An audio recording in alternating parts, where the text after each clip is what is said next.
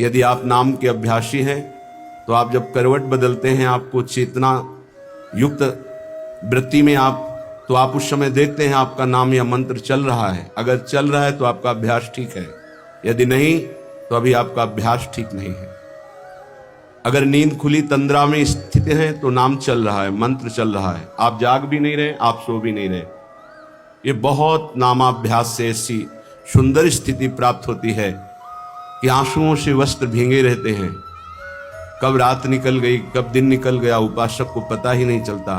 वो नाम के उस परमानंद में डूबता है जिसकी चाह से हम अनंत जन्मों से भटक रहे हैं भोगों में, और वो किंचन मात्र नहीं है। भोरी सखी को तो ये प्राप्त है, ये अपने लोगों के लिए प्रार्थना कर रहे हैं कि हे लाडली जू, आपकी बलिहारी जाऊं, आप ऐसी कृपा कर दो कि जागते हुए सोते हुए स्वप्न में हर समय हमारे हृदय में स्फुरित होता रहे राधा राधा राधा। ही जिय रसना श्वास श्वास प्रति, आहा रोम रोम रट लाऊं राधा राधा राधा राधा।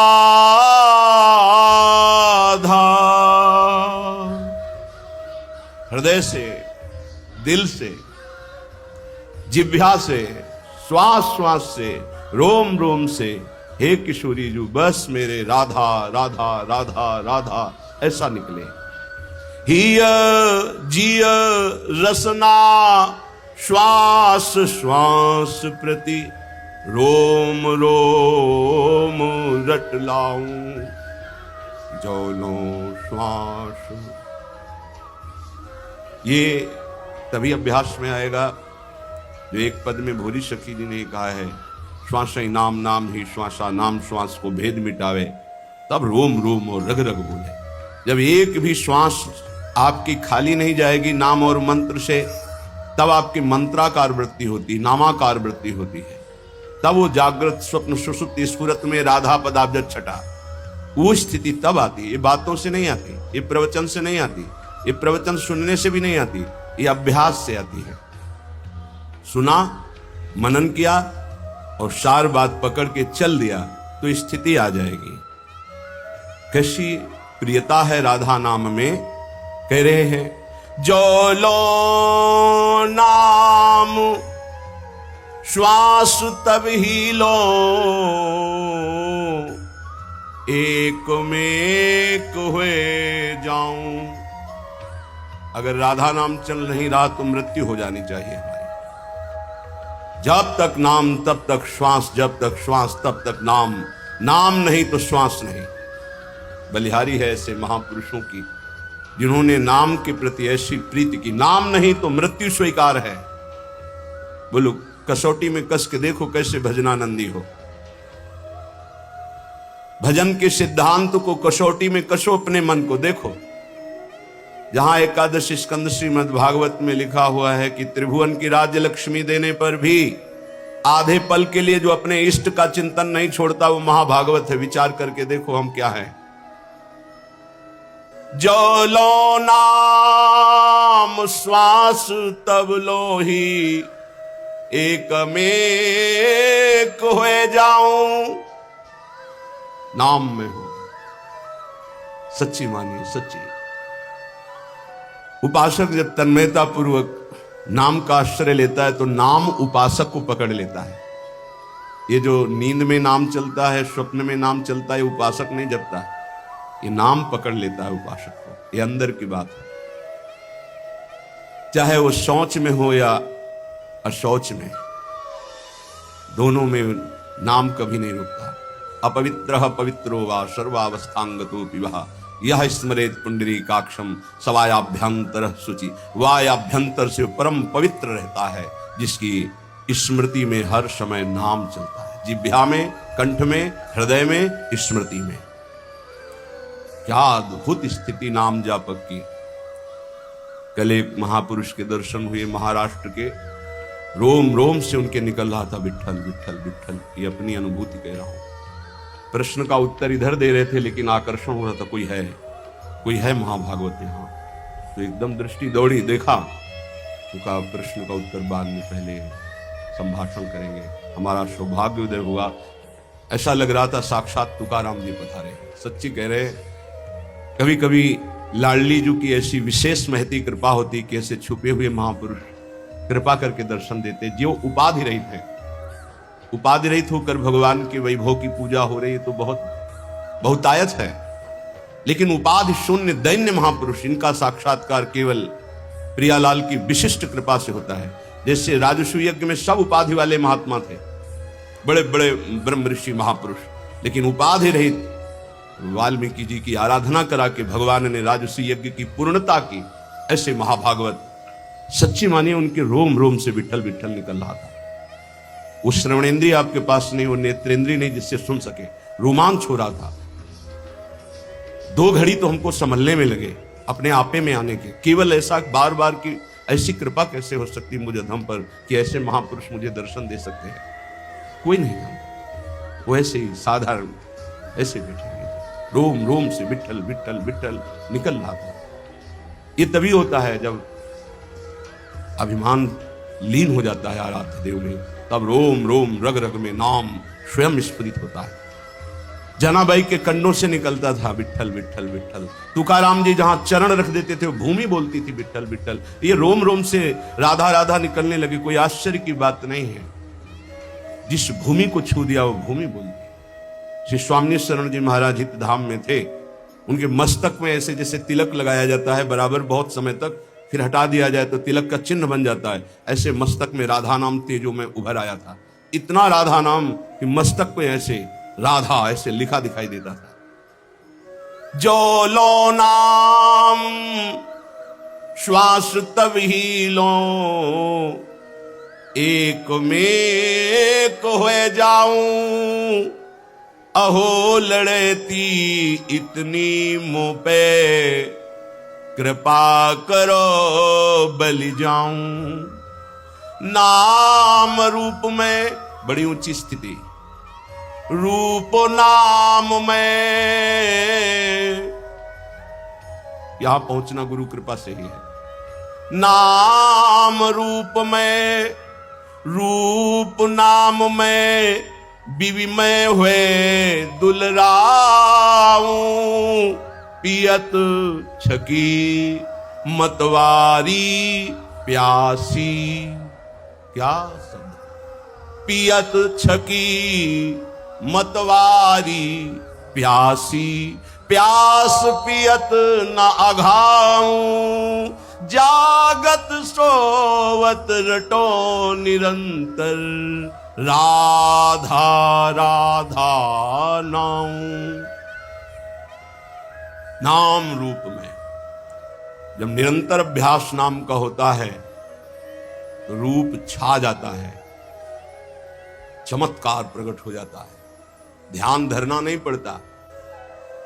वही ललित त्रिभंगी लालजू महाराज के अधरों में बंशी और मंद मंद मुस्कुराती हुई अनंत सौंदर्य माधुर्य समुद्र को भी आकर्षित करने वाला रूप श्री लाडली जी का।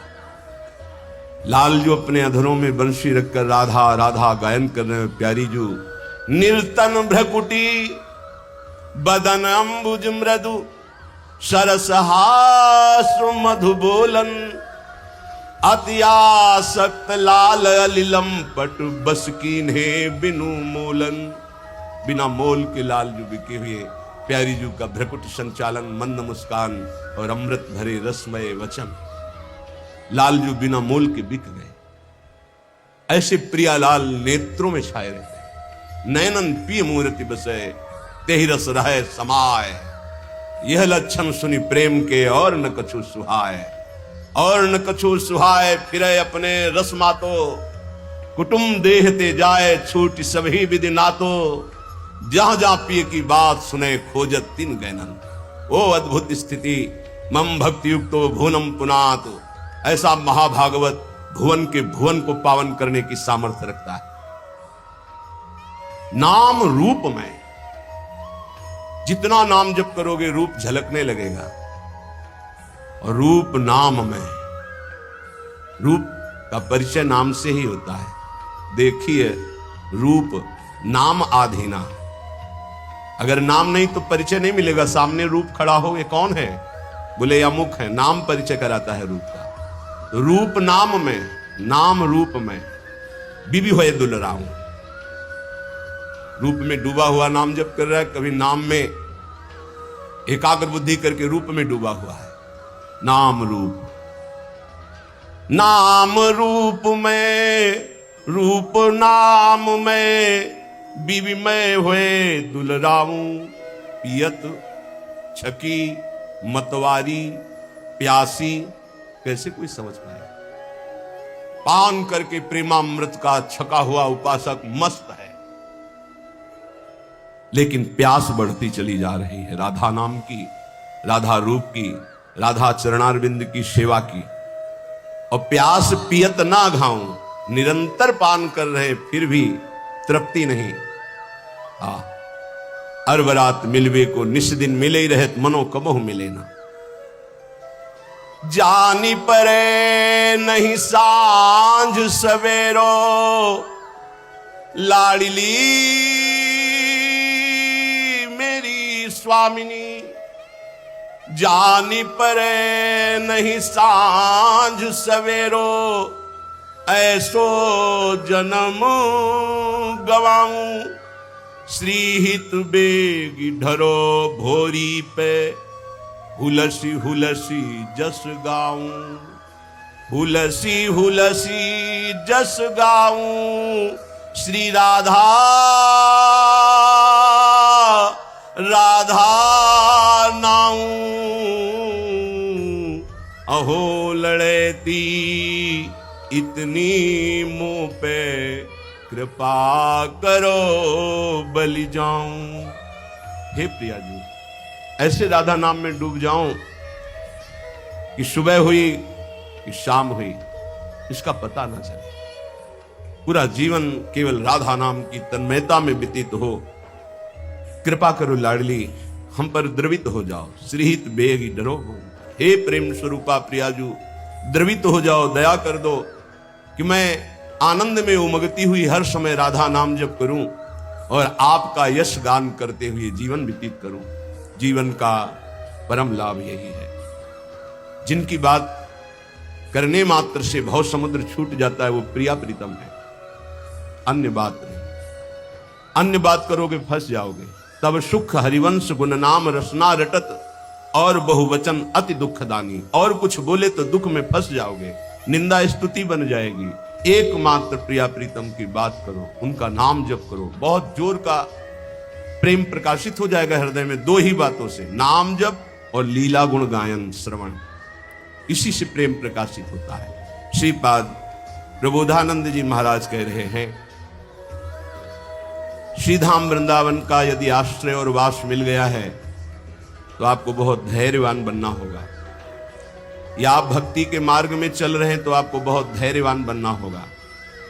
श्री वस्त्राभरणादिभि करपदाद्युत्कर्त दाहादिभि, निंदा संस्तव कोटिभिर्बहु विभूत्यत्यंत दैन्यादिभि, जीवान्नेव मृतो यथान विकृतिम प्राप्तः कथंचित् क्वचित्, श्री वृंदावनमाश्रये प्रिय महानंदैक कंदम परम। यदि हम वृंदावन वास करते हैं या बाहर वृंदावन का आश्रय लेकर प्रियालाल की भक्ति करते हैं, कई बार कहा है बहुत सावधान, हो सकता है तुम भक्ति प्रारंभ कर रहे हो और तुम्हारे पुण्यों का संयोग बन जाए तो आपको सफलता पे सफलता मिलनी शुरू हो जाए, तो आप उसे भक्ति का परिणाम मत समझ लेना। बहुत धैर्यपूर्वक सुनिए और उसको हृदय में उतारिए। और आप भक्ति प्रारंभ किए और आपके पाप का संयोग शुरू हो गया नष्ट होना, तो आपको दुख विपत्ति संकट और असफलता मिलने लगी, तो आप उसे भक्ति का परिणाम मत समझना। ये पूर्वकृत पाप और पुण्य का संयोग है। भक्ति पाप और पुण्य दोनों को समाप्त करके दिव्य आनंद की अनुभूति कराती है।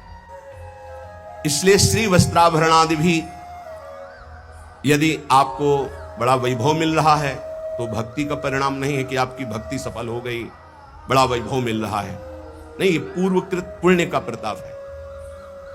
वस्त्र भरणादि भी, सुंदर स्वर्णादि आभूषण, बढ़िया वस्त्र, रुपया पैसा, हर व्यवस्था, तो बोले भक्ति की बड़ी कृपा हुई, हम भगवान की भक्ति की, भगवान हमारी भक्ति का फल हमको दे दिया।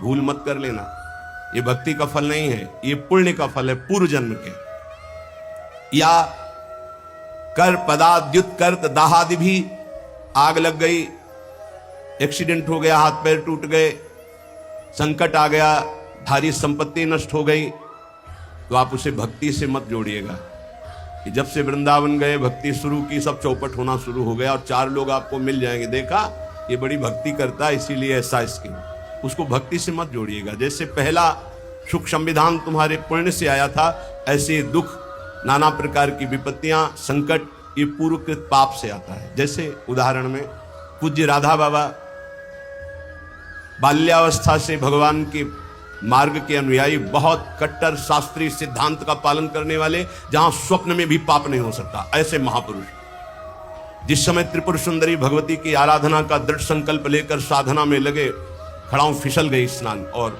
अंग टूट गया, और नियम था कि कोई भी औषधि किसी भी पैथिक की नहीं लेनी, चाहे वो आयुर्वेदिक हो, होम्योपैथिक हो, एलोपैथिक हो, कोई पैथिक नहीं। कितना भीषण कष्ट, बांस की पट्टियों से खपाच बांधकर उसको, और बैठ गए आराधना। आराधना नहीं रुकी। क्या इस उच्च कोटि की अवस्था की स्थिति को प्राप्त महापुरुष के ऐसे साधन में विघ्न, ये पूर्वकृत, उसको वर्तमानकृत नहीं माना जाता। आप लोगों की क्या साधना होगी? बड़े बड़े महापुरुषों में बड़े भयानक रोग देखे गए, ये क्या वर्तमान की भक्ति का फल है? छोटी मोटी आराधना करके कामनाओं की पूर्ति होती है। जिन्होंने जीवन को भगवान के चरणों में अर्पित कर दिया, क्या उनमें इतनी सामर्थ्य नहीं कि अपने शरीर को स्वस्थ रख सके? लेकिन शरीर कृत पाप और पुण्य का प्रभाव इस शरीर में जो आ रहा है, कभी ज्ञानी पुरुष, विवेकी पुरुष उसको टालता नहीं है, उसे स्वीकार करता है और अपने भजन के बल से आवागमन से मुक्त होकर भगवान को प्राप्त होता है। इसलिए धैर्य पूर्वक अध्यात्म को समझने की चेष्टा करें। चाहे हमें वस्त्राभूषण आदि खूब श्री वैभव संपत्ति मिल जाए, और चाहे हमारे अंग भंग हो जाए, सब संपत्ति नष्ट हो जाए, निंदा संस्तो कोटि भीर, चाहे कोई हमारी बड़ाई करे कि भाई बहुत कृपा पात्र हैं, भगवान का भजन करते हैं, और चाहे कोटि निंदा, कोई करोड़ों प्रकार से हमारी निंदा करे, बहु विभूत्यंत दैन्यादि भी, चाहे बड़ी विभूतियां एकत्रित हो जाएं या बिल्कुल सब नष्ट हो जाए, तो भी हम अपने प्रभु की भक्ति छोड़ने वाले नहीं। ऐसा धैर्यवान परमार्थ पे चल सकता है। देखो, विचार करके देखो, अध्यात्म किसे कहते हैं? नाटक को अध्यात्म नहीं कहते, पाखंड दंभ को अध्यात्म नहीं कहते। ये अध्यात्म बड़ो ही कठिन है, भजन ढिग ढरिबो। ये शूरवीर का कार्य है कि कदम आगे बढ़ेगा, चाहे जितना अस्त्र संचालन हो। जीवन नेव मृतो यथान विकृतिम प्राप्ता कथनचित क्वचित, जीवित रहूं या मर जाऊं, कदम पीछे नहीं हटेंगे। ये उन बहादुरों का मार्ग है परमार्थ, कायरों का मार्ग नहीं कि काम क्रोध मारा थप्पड़ और फैल के गिर गए, कंठी अलग, माला अलग, तिलक अलग। ये उनका कार्य नहीं है, उन शूरवीरों का कार्य है। आगे की पंक्ति में, जीवन नेव मृतो यथा न विकृतिम, जीवित रहूं या मर जाऊं इसकी कोई परवाह न विकृतिम, अपनी भक्ति में विकृति नहीं आने दूंगा, अपने भगवत मार्ग में मैं कभी कमी नहीं आने दूंगा। नियम लो, यह है भक्ति का स्वरूप। तब अजित भगवान को जीता जाता है। ये खिलवाड़ का मार्ग नहीं है। प्राप्ता कथनचित क्वचित, कोई भी विकार आकर के कहीं भी निपट सकता है। यह है गुरु का चेला, दूसरा कोई नहीं है। जैसे पहलवान गुरु अपने चेले को जहां देखता है कि कमजोर है, वहीं पीट पीट के फिर वो अखाड़े पे खड़ा करता हुआ अंगुली घुमाता है। ऐसे कोई भी लड़ सकता है। ऐसे ही यहां क्वचित कथनचित, कहीं भी कोई भी मेरे प्राण ले लो, लेकिन मैं भक्ति का मार्ग नहीं छोड़ सकता। चाहे वैभव आवे, चाहे नष्ट हो जाए, चाहे शरीर रहे या नष्ट हो जाए, यश हो या अपयश हो, इसकी कोई परवाह नहीं। जीवन नेव मृतो यथान विकृतिम प्राप्ता कथनचित क्वचित, मरूं या जीऊं इसकी अब कोई परवाह नहीं। ऐसा ही उपासक विजय प्राप्त करता है इस माया पर। नहीं तो बहुत लुभावना और भयावना दोनों प्रकार का आकर्षण माया देती है, शूरवीर टिकता है। नहीं, मृत्यु वरण नहीं, भगवान को नहीं छोड़ सकते। महात्मा बुद्ध जी जब ब्रह्मबोध करने के लिए घर से निकले, एक वृक्ष के नीचे बैठे और संकल्प किया कि शरीर का मांस गलित हो जाए, हड्डियां टूट जाएं, प्राण निकल जाएं, पर जब तक ब्रह्म साक्षात्कार नहीं होगा तब तक आसन से नहीं उठूंगा। और ब्रह्म बोध करके ही आसन से उठे, इसीलिए उसे बोध वृक्ष कहा गया। वही चित्र और वही श्लोक उड़िया बाबा अपने डायरी में रखते थे, सदैव सामने।